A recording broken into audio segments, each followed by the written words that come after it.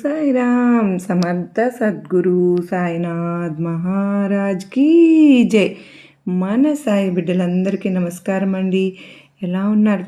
ఏం చేస్తున్నారు? అందరూ కూడా మన సాయినాథుని దయ వలన సుఖంగా సంతోషంగా ఎప్పుడు అష్టైశ్వర్య ఆయురారోగ్యాలతో ఉండాలి అని చెప్పి మనస్ఫూర్తిగా బాబావారిని వేడుకుంటూ ఈ వీడియో చూస్తున్న ప్రతి ఒక్కరిపైన సాయినాథుని ఆశీస్సులు ఉండాలని, ఆ సాయినాథుని దయ వలన ప్రతి ఒక్క సాయి బిడ్డ కూడా ఆనందంగా తమ జీవితాన్ని జీవించాలని కోరుకుంటూ ఈ వీడియోని అయితే స్టార్ట్ చేస్తున్నాను. ఎప్పటిలాగానే ఈరోజు సాయినాథుడు తన బిడ్డలందరికీ మంచి సందేశాన్ని అయితే తీసుకొచ్చారు. ఈ సందేశంలో సాయినాథుడు ఏమంటున్నారు అంటే, బిడ్డ, నీ జీవితం అందమైన హరివిల్లులాగా మారబోతోందమ్మా. ఇప్పటి వరకు నువ్వు పడిన కష్టాలన్నీ కూడా మాయమైపోతాయి బిడ్డ. నీకు అదృష్టాన్ని ప్రసాదించబోతున్నాను, వెంటనే ఇది విను అంటూ సాయినాథుడు అంటూ ఉన్నారు.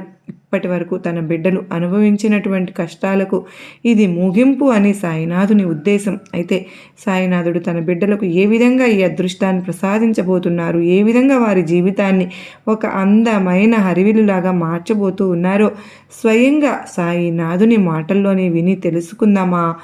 సాయినాథుడు తన బిడ్డల కోసం ఈ విధంగా చెబుతూ ఉన్నారు. మరి బిడ్డ, ఇక అన్నీ నువ్వు కోరుకున్నట్లే జరుగుతాయి.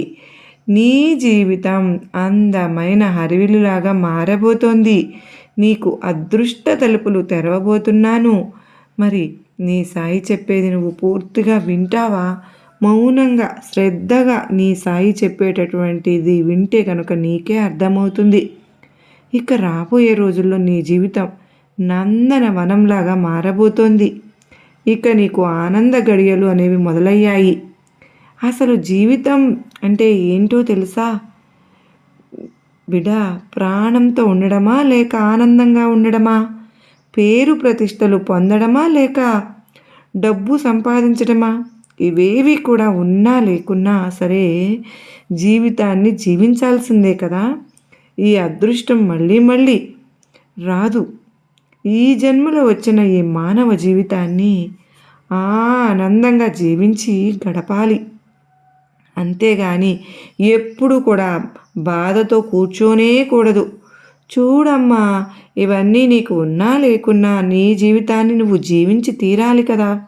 జీవితం అనేది ఒక అనుభవం బిడ్డా, అది అందరికీ మారుతూనే ఉంటుంది. అనుభవం మనిషిని మారుస్తూ ఉంటుంది, ఏడిపిస్తుంది, అలాగే సంతోషపెడుతుంటుంది కూడా. అసలు జీవితం అంటే ఏంటి అన్న స్థితికి నిన్ను తీసుకొస్తుంది కూడా. నీకు ఒక విషయం చెప్తాను తల్లి. భగవంతుడు సృష్టించిన మిగతా జీవులలో ఎలాంటి పట్టు విడుపులు ఉండవు కదా. అవగాహన కూడా వాటికి ఉండదు. మరి బ్రతకాలి అనే ఆశ కూడా వాటికి ఉండదు. ఎందుకో తెలుసా? ఒక అడవిలో అవి జీవించేటప్పుడు ప్రమాదం ఎటువైపు నుంచి అయినా రావచ్చు, కానీ ఉన్నన్ని రోజులు ఎంతో సంతోషంగా ఉంటాయి అవి. వాళ్ళ భవిష్యత్తు గురించి వాటికి ఎటువంటి భయము ఉండదు తల్లి. అది వాటికి అదృష్టమని చెప్పాలి కదా. కానీ తెలివిగా ఉండే మనిషి మాత్రం అన్నింటిలోనూ విజయం సాధిస్తూ ఉంటారు. దానికి కారణం వారి తెలివి తేటలు. కానీ తల్లి, తెలివి మాత్రం ఉంటే సరిపోతుందా? సరిపోదు కదా. దానితో పాటు నేను చెప్పేది కూడా ఉండాలి. అది ఏంటంటే నీ మీద నీకు నమ్మకం. ఆ నమ్మకం లేని రోజున ఒక్క అడుగు కూడా నువ్వు ముందుకు వెయ్యనే లేవు. ఒక్కరోజు కూడా నువ్వు సంతోషంగా కూడా ఉండలేవు. అందుకేనమ్మా, ముందు నిన్ను నువ్వు నమ్మితేనే దేనినైనా నువ్వు సాధించగలుగుతావు. మిగతా జీవులతో కనుక నువ్వు పోల్చుకుంటే మనిషి ఎంతో తెలివైన వారు కదా. తన అవసరాలను తానే పూర్తి చేసుకుంటాడు కదా. మరి ఏది మంచో ఏది చెడో తెలుసుకోగలుగుతున్నాడు. సుఖ దుఃఖాలను మోయగలుగుతున్నారు. ఇంకా ఎక్కువగా ఆలోచనా శక్తిని కూడా కలిగి ఉంటున్నారు. కానీ బిడ్డ, ఒక్క విషయం గమనిస్తావా? మనిషి కంటే బలంగా ఉండేది ఏంటమ్మా? ఏనుగు. మనిషి కన్నా వేగంగా పరిగెత్తేది చిరుత.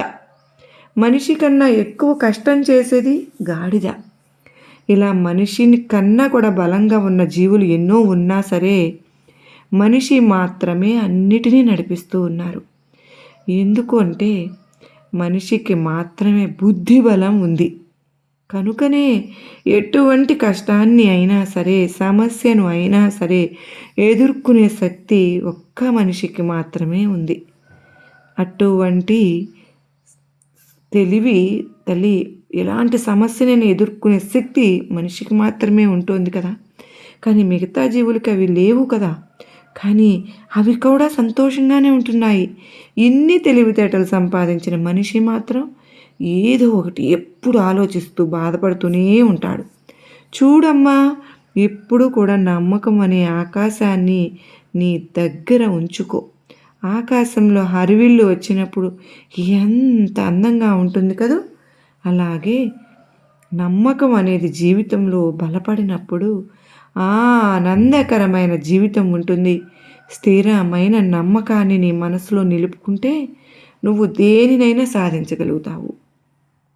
ప్రతి రాత్రి తరువాత వచ్చే ఉదయం కొత్త రోజే కదా తల్లి. ప్రతి క్షణం, ప్రతి నిమిషం ఎంతో విలువైనది. ఈరోజు ఉన్నట్లు రేపు ఉంటుందా? ఉండదు. బిడ్డా, ఇప్పుడు నువ్వు దుఃఖంలో ఉండవచ్చుగాక, కానీ రేపు నువ్వు తప్పకుండా నవ్వుతావు. ఇదే విధి అంటే. ఇక్కడ ఏది కూడా శాశ్వతం కాదు. దేనినైనా మార్చగల శక్తి భగవంతునికి మరియు ఆ కాలానికి మాత్రమే ఉంటుంది. ఇప్పుడు నీ జీవితం ఎండిపోయిన పూల తోటలాగా ఉందని బాధపడుతున్నావు కదూ. దానిని అందమైన పూల తోటగా మార్చడానికి నాకు ఒక్క క్షణం కూడా పట్టదమ్మా తల్లి. అందుకు నువ్వు నాకు ఏం చేయాలో తెలుసా బిడ్డా? పెద్ద పనేమీ కాదు నేను చెప్పేది. నాపై నమ్మకం ఒక్కటి ఉంటే చాలమ్మా.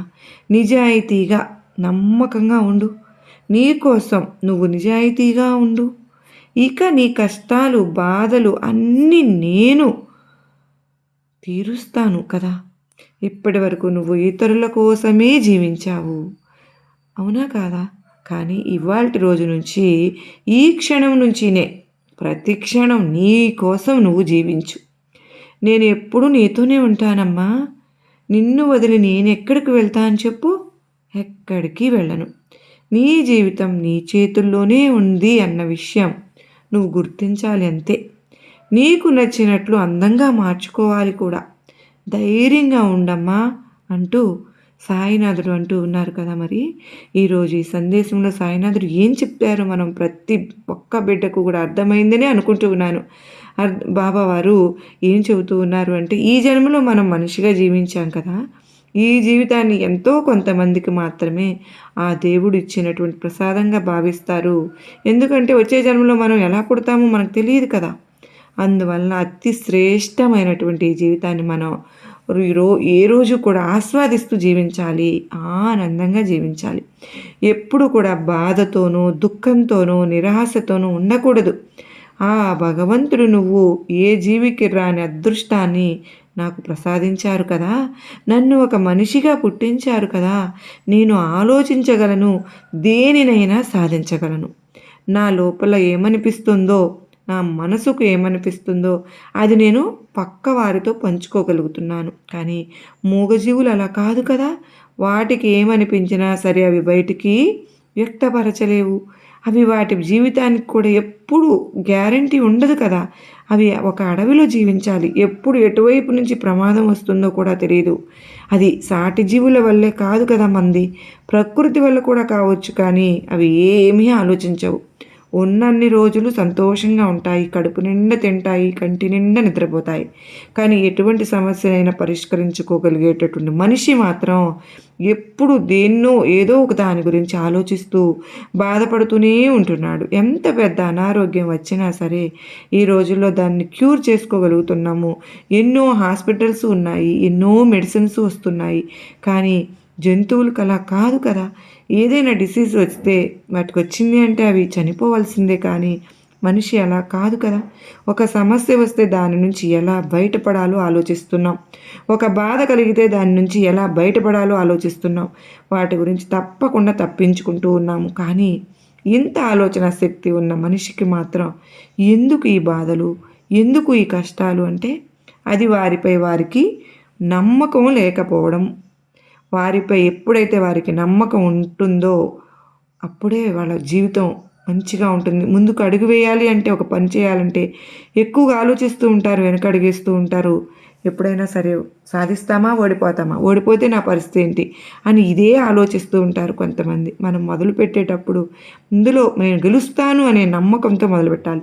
సింహం అడవిలోని వేటకు వెళ్ళినప్పుడు దానికి ఆహారం దొరుకుతుందో లేదో తెలియదు, కానీ వేటాడాల్సిందే, ఖచ్చితంగా వెతకాల్సిందే. అలాగే మనిషి కూడా ఏదైనా పని మొదలు పెట్టేటప్పుడు అందులో గెలుస్తామో లేదో అనే ఆ విషయం మనకు తెలియదు, కానీ అది అంతా భగవంతుని లీల, భగవంతుని కరుణపై ఆధారపడి ఉంటుంది. కానీ మనం చేయవలసింది ఏంటో తెలుసా? సాధిస్తాను అనేటటువంటి నమ్మకంతో ముందుకు వెళ్ళాలి. నమ్మకంతో కనుక ముందుకు వెళ్ళిన సింహానికి ఎలా అయితే ఆహారం దొరుకుతుందో, నమ్మకంతో మొదలుపెట్టే పనిలో కూడా విజయం సాధించగలం. ఈ విషయాన్ని ఎప్పుడూ మరచిపోవద్దు. మరి అందులో విజయం సాధించడానికి, మన లక్ష్యాన్ని మనం చేరుకోవడానికి దారి ఎవరు చూపిస్తారు అంటే ఇంకెవరు? మనం ఎంతగానో నమ్ముకున్నటువంటి, ఎంతగానో ప్రేమిస్తున్నటువంటి, అభిమానించుతున్నటువంటి మన తండ్రి, మన సాయినాథుడు పూజించుకుంటున్నాం. మన సాయినాథుడు చూపిస్తారు. ఒక్క దారి కాదు, 100 మార్గాలు చూపిస్తారు. దాని నుంచి మనం ముందుకు ఆలోచించవద్దు. మన జీవితంలో గెలుస్తున్నామనే ఒక్క నమ్మకంతో మనం ఎలా జీవించాలో నిర్దేశించేది కూడా భగవంతుడే. మనం చేయవలసిందల్లా మన ప్రయత్నం మనం చేయడమే. ఆ ప్రయత్నంలో విజయం సాధించేలాగా సాయినాథుడు మనల్ని ఆశీర్వదిస్తూ ఉంటారు. ఇక మీరు దేని గురించి ఆలోచించకుండా సాయినాథుడు చెప్పినట్లు ముందు మనల్ని మనం నమ్ముకుందాం. దేనినైనా సాధించగలనటువంటి నమ్మకాన్ని మనలో దృఢపరుచుకుందాం. ఇక ఎక్కడికి వెళ్ళినా, ఏ పని మొదలుపెట్టినా, ఎంతమందిలో మనకు కాంపిటేటివ్గా ఉన్నా కూడా మనం తప్పకుండా గెలిచి తీరుతాం. ఆ విధంగా మన సాయినాథుడు మన బిడ్డలందరినీ కూడా ఆశీర్వదిస్తారు. మీకు అందరికీ కూడా ఈ వీడియో మీకు అర్థమైందని అనుకుంటున్నాను. నమ్మకాన్ని, ధైర్యాన్ని కలిగించిందని అనుకుంటున్నాను. నిజంగా మీ అందరికీ నచ్చినట్లయితే ఈ వీడియోకి చిన్న లైక్ ఇవ్వండి. మరికొంతమంది సాయి బిడ్డలందరికీ షేర్ చేయండి. మొదటిగా మన ఛానల్ చూస్తున్న వారు మాత్రం తప్పకుండా సబ్స్క్రైబ్ చేసుకుని సపోర్ట్ ఇవ్వండి. సర్వేజన సుఖినో భవంతు.